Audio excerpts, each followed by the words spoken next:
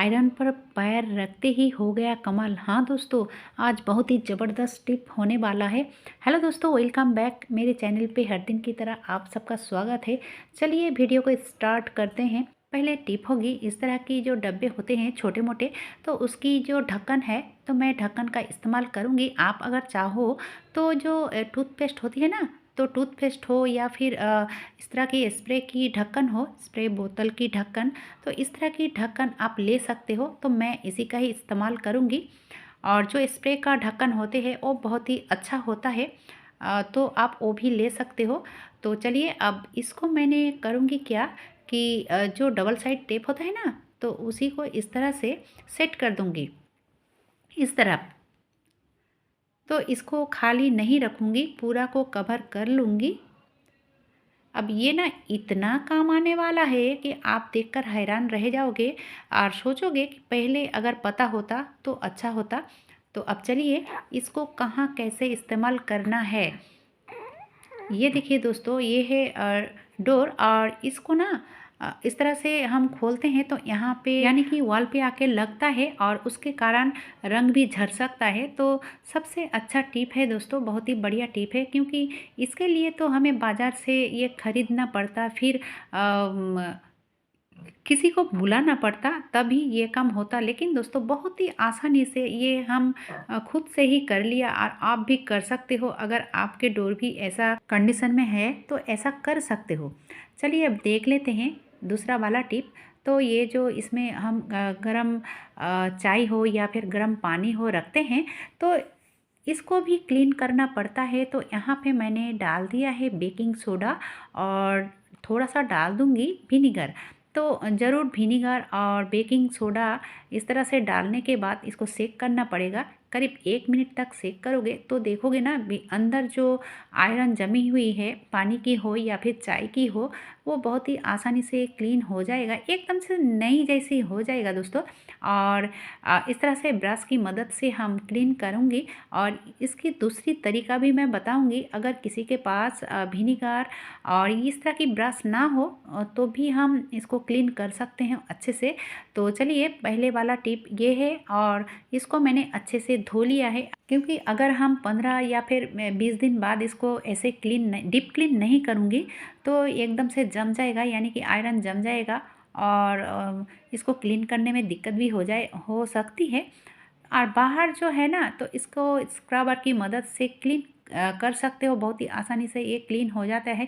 लेकिन दोस्तों अंदर किसी भी तरह की डिटर्जेंट या फिर विम बार नहीं देना है।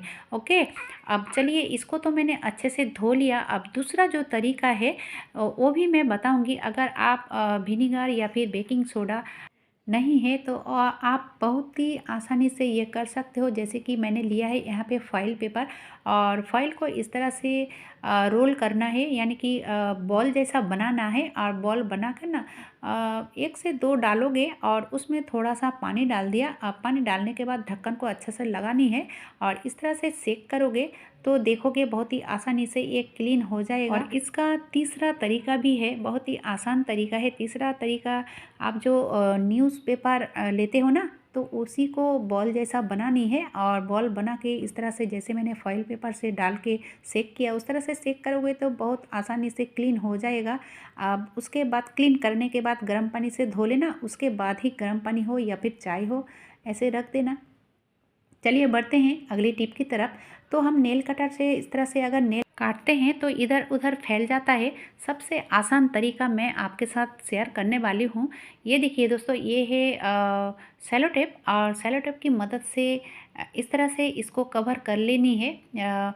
जो नेल कटर होती है, आधा को कवर कर लेनी है। इस तरह से राउंड राउंड करके ना आधा कवर कर लोगे, और उसके बाद जब नेल काटोगे तो देखोगे इधर उधर नहीं फैलेगा। और ये जो टिप है दोस्तों बहुत ही ज़बरदस्त है, क्योंकि आप इस तरह से अगर इसको सेट करोगे तो आप बिस्तर में बैठ के भी नेल कट कर सकते हो। तो एक बार इस तरह से ट्राई करके देखोगे तो ही समझ में आ जाएगा। तो अब हम इसको खोल के दिखाते हैं कि इसके अंदर कैसे नेल है। तो ये देखिए, जो थोड़ा बहुत मैंने नेल कट किया है इसके अंदर ही रह गया है और इसको फेंकने में भी बहुत ही आसान है, इधर-उधर ढूँढना भी नहीं पड़ेगा। चलिए अब बढ़ते हैं अगली टिप की तरफ। तो अगली टिप है इस तरह की जो पोटैटो होते हैं नए आलू, तो नए आलू तो हम चम्मच की मदद से जो छोटे चम्मच होते हैं तो उसकी मदद से हम कट कर सकते हैं।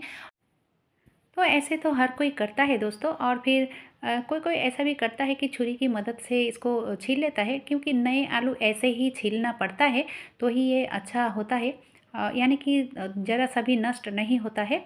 और उसके बाद जो मैं तरीका बताऊंगी वो बहुत ही आसान तरीका है। ये जो फॉइल पेपर होती है ना, तो इससे भी हम आलू को छील सकते हैं। तो बहुत ही आसान है। इस तरह से इसको बॉल जैसा बनानी है और फिर इस तरह से रगड़ना है। थोड़ा-सा रगड़ोगे और देखोगे बहुत ही आसानी से ये छिल कर निकल के आएगा और ये घर के कोई भी सदस्य कर सकता है, बच्चे हो, बूढ़े हो, कोई भी कर सकता है।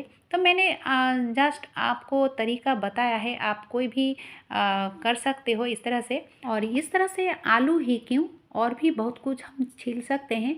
जैसे कि यहाँ पे लिया है मैंने अदरक, और अदरक को अगर हम चाकू छुरी से छीलते हैं ना तो बहुत वेस्ट हो जाता है, और अगर हम इस फॉइल से छीलते हैं तो ज़रा सा भी माने नष्ट नहीं होगा। बहुत ही आसान है और बहुत ही ज़बरदस्त टिप्स है। ये जो नई गृहिणी यानी कि नई हाउसवाइफ होती हैं उनके लिए बहुत ही ज़बरदस्त टिप है। आप ऐसे आजमा कर देखोगे तो ज़रा सा भी वेस्ट नहीं होगा। एकदम से महीन जो ऊपर की पार्ट है वो निकल के आएगा। तो आप ज़रूर ट्राई करके देखोगे तो ही समझ में आएगा। अब चलिए बढ़ते हैं लास्ट टिप्स। तो बहुत ही ज़बरदस्त है क्योंकि अभी तो ठंड का मौसम है। अगर हम बिस्तर में सोने के लिए जाते हैं तो सबसे पहले ठंड लगती है तो इस पैरों में, और बिस्तर जो होती है तो वो तो बहुत ही ठंड होती है। आप जैसे कि देख सकते हो मैंने बिस्तर के ऊपर ना एक ब्लैंकेट, पतला सा ब्लैंकेट डाल के रखा है। और अगर आपके पास एक्स्ट्रा ब्लैंकेट ना हो तो आप जो पुरानी शॉल होती है तो वो भी बिछा के रख सकते हो। और जब हम सोने के लिए जाते हैं तो पैरों में बहुत ही ठंड लगता है। अगर हम इस तरह से आयरन को गर्म करके और प्लग को निकाल लें, यानी कि बोर्ड से प्लग को निकालना पड़ेगा। उसके बाद इस तरह से अगर हम बैठे बैठे पैरों में या फिर इस तरह से गोद में हम आयरन कर लेना तो बहुत ही मज़ा आ जाएगा। और आयरन को उतना ही गर्म करना चाहिए जितना हम सहन सके। तो इस तरह से आयरन करके अगर आप सोओगे ना तो बहुत ही अच्छा लगेगा, अच्छा फील होगा। और सिर्फ ऐसे क्यों, जब हम जिस बिस्तर में हम सोएंगे अगर बिस्तर को भी थोड़ा सा गर्म कर लें इस तरह से बैठे बैठे, क्या करना है इस तरह से हम कर सकते हैं। और अगर लगे कि आयरन ठंडा हो चुका है तो फिर से हम गर्म कर सकते हैं। कैसा लगा दोस्तों आज का ये टिप? अगर अच्छा लगा है तो छोटा सा एक लाइक दे देना और ज़्यादा से ज़्यादा लोगों तक वीडियो को शेयर भी कर देना। और जो लोग मेरे चैनल पे नए हो, अभी तक सब्सक्राइब नहीं किया हुआ है, तो मुझे सपोर्ट करने के लिए प्लीज़ चैनल को सब्सक्राइब कीजिए ताकि हर दिन की नोटिफिकेशन आपके मोबाइल में सबसे पहले पहुंच जाए। आज के लिए बस इतना ही। इतने समय तक मेरी वीडियो देखने के लिए बहुत बहुत धन्यवाद।